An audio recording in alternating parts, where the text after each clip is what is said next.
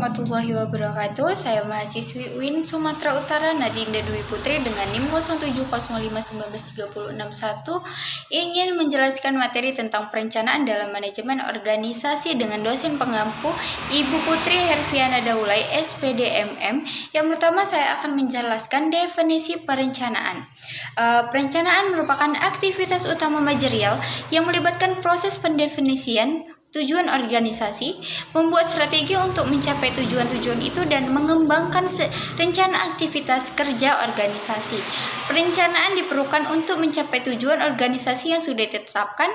Tujuan adalah keadaan masa depan yang diinginkan organisasi untuk dicapai. Tujuan penting untuk ditentukan sejak awal karena organisasi ada untuk suatu tujuan.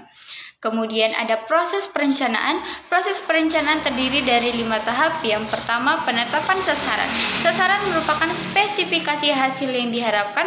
Kedua, evaluasi kondisi sekarang. Evaluasi dilakukan dengan membandingkan kondisi sekarang dengan sasaran. Yang ketiga, pengembangan kondisi masa depan. Hal itu dilakukan dengan mengembangkan skenario kondisi masa depan. Yang keempat, analisis alternatif tindakan rencana pencapaian sasaran.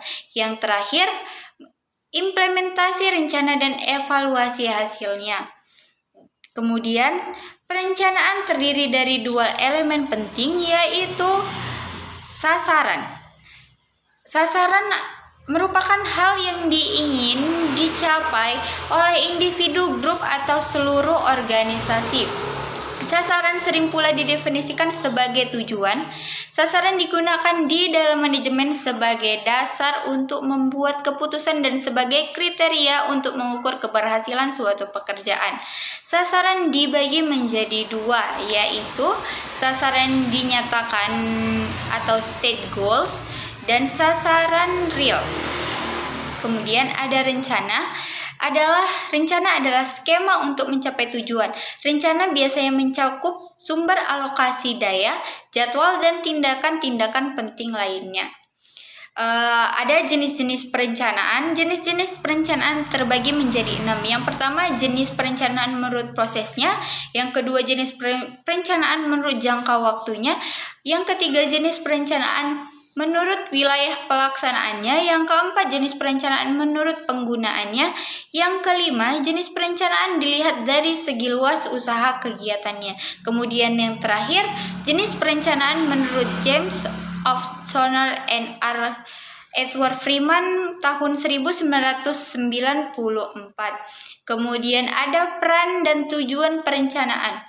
Peranan dan tujuan perencanaan. Yang pertama, menghindari pekerjaan rutin dan memperkecil kejadian mendadak. Yang kedua, mengkoordinasikan berbagai bagian dengan adanya tujuan organisasi. Yang ketiga, memilih metode kerja yang paling baik karena pemimpin mempunyai lebih banyak waktu untuk persiapan. Yang keempat, merupakan dasar atau pedoman untuk pengawasan. Perencanaan menghasilkan standar-standar yang dapat dipakai sebagai alat pengukur hasil kerja. Yang kelima, memfokuskan kegiatan hingga efisien dan efektif. Yang keenam, menciptakan situasi penuh stabilitas, penyesuaian, dan memenuhi situasi yang berubah. Yang ketujuh, memperjelas rantai tujuan dan sarana, sehingga anggota organisasi memfokuskan perhatiannya pada tujuan bersama. Kemudian yang terakhir, peningkatan kinerja. Dalam sebagian besar studi di bidang manajemen menunjukkan adanya hubungan antara perencanaan dengan kinerja perusahaan. Kemudian, dasar proses dan hubungan antara manajemen strategis dan perencanaan strategis. Yang pertama saya akan menjelaskan pengertian manajemen strategis.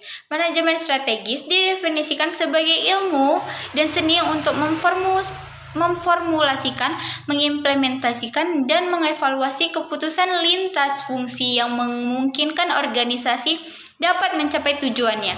Manajemen strategis berfokus pada pengintegrasian seluruh manajemen, mulai dari pemasaran, keuangan atau akuntansi, produksi atau operasi, litbang serta sistem informasi komputerisasi untuk mencapai keberhasilan organisasi.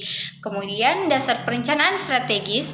Perencanaan strategis untuk organisasi yang mencari keuntungan umumnya berkaitan dengan tindakan kompetitif di pasar. Ada dua dasar perencanaan strategis perusahaan, yaitu perencanaan intuitif antisipatif dan yang kedua perencanaan jangka panjang formal. Kemudian ada proses perencanaan strategis.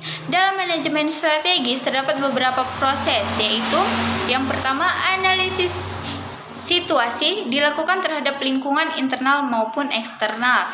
Yang kedua, penentuan tujuan untuk memenuhi kebutuhan pelanggan. Produk yang diciptakan oleh perusahaan harus mampu memenuhi tujuan perusahaan. Yang ketiga, penentuan sasaran. Perusahaan harus mampu menguasai pasar secara keseluruhan atau melakukan segmentasi. Yang keempat, penentuan anggaran. Manfaat anggaran sebagai alat perencanaan, koordinasi, dan sebagai pengendalian. Kemudian yang kelima ada penetapan strategi. Cara lain produk diolah dan dinilai keunggulan dan kelemahannya. Kemudian yang terakhir ada evaluasi pelaksanaan. Evaluasi atau cara penilaian terhadap pelaksanaan rencana yang sudah disusun. Kemudian, hubungan antara manajemen strategis dan perencanaan strategis. Pada manajemen strategis, penting bagi organisasi untuk memiliki visi dan misi, pemilihan strategi yang menghasilkan strategi induk dan tujuan strategi organisasi untuk jangka panjang. Tujuan jangka panjang merupakan acuan untuk merumuskan rencana strategi. Tetapi dalam teknik penempatannya secara tertulis semua acuan tersebut terdapat di dalam keputusan manajemen puncak. Sementara Renstra dijabarkan menjadi rencana operasional yang antara lain berisi program-program operasional termasuk proyek-proyek dengan sasaran jangka sedang, masing-masing juga menjadi keputusan manajemen puncak. Kemudian ada dimensi-dimensi proses dan keputusan strategi dalam manajemen strategi. Dimensi-dimensi manajemen strategis berdasarkan pengertian dan karakteristiknya dapat disimpulkan manajemen strategis memiliki beberapa dimensi atau bersifat dimensional, yaitu yang pertama dimensi waktu dan orientasi masa depan, yang kedua dimensi internal dan eksternal, yang ketiga dimensi pendayagunaan sumber-sumber. Proses manajemen strategi dan keputusan strategi dalam manajemen. Proses manajemen strategis merupakan sekumpulan keputusan dan tindakan yang dirancang untuk mencapai sasaran perusahaan. Manajemen strategis prosesnya terdiri dari 5 tugas. Yang pertama, mendefinisikan visi dan misi bisnis dan tanggung jawab sosial. Kemudian yang kedua, memilih tujuan dan sasaran bisnis. Ketiga, mengembangkan strategi bisnis. Dan yang keempat, merinci program. Yang kelima, mengimplementasikan rencana program dan mengumpulkan umpan balik dan membuat pengendalian. Kemudian, ada keputusan strategi dalam manajemen strategi. Menurut Webster Dictionary tahun 2007 halaman 725 mengatakan yang pertama, strategi as the skillful employment and coordination of tactics, yang artinya strategi adalah keahlian dalam melakukan suatu pekerjaan dan pengordinasian berbagai taktik. Kemudian yang kedua dikatakan as artful planning and managing, yang artinya seni merencanakan dan manajemen. Istilahnya strategi berasal dari kata Yunani yaitu strategia, yang artinya seni atau ilmu untuk menjadi seorang jenderal. Pada umumnya strategi perusahaan yang digunakan dibagi menjadi dua. Yang pertama, strategi besar atau grand strategy. Kemudian yang kedua, tingkatan strategi. Sekian dari penjelasan saya mengenai perencanaan dalam manajemen organisasi. Lebih dan kurangnya saya mohon maaf. Assalamualaikum warahmatullahi wabarakatuh.